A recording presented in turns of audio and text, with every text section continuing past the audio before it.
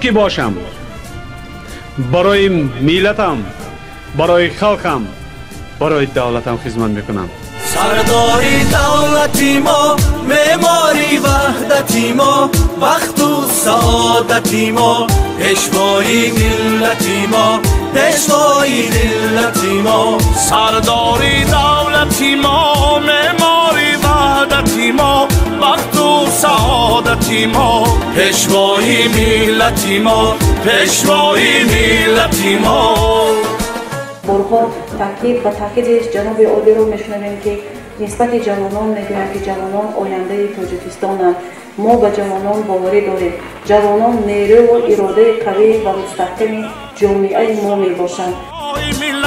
مشکل کشای ملت، پیشوای ملتی ما، پیشوای ملتی ما. گشت رهای ملت، جوشن برای ملت، مشکل کشای ملت. سرداری دولتی ما، پیشوای ملتی ما، سرداری دولتی ما، پیشوای ملتی ما. پیشوای معظم ملت محترم امامی رحمان شخصیتی بزرگی هستند که همه توانایی خود را صورت کامل به ملت بخشیده صبر و ملاحظه و بردباری را پیشه کار خویش می‌دانم. تحت خدمت‌های شایان پیشوای معظم ملت در سرسبزی و گلگشکوفای این میهن اجدادی، ما جوانان دوران استقلال را ضرور است که در یک پارچگی این میهن تأمین حفظ و مرزبومی ملت و سرسبزی این ملت اجدادی همیشه سهمی مناسب داشته باشیم. پرزیدنت جمهوری تاجیکستان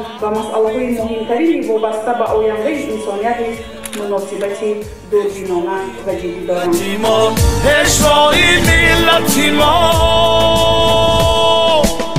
سرداری دولتی ما، معماری وحدتی ما، وقت و سعادتی ما، پیشوای ملتی ما، پیشوای ملتی ما.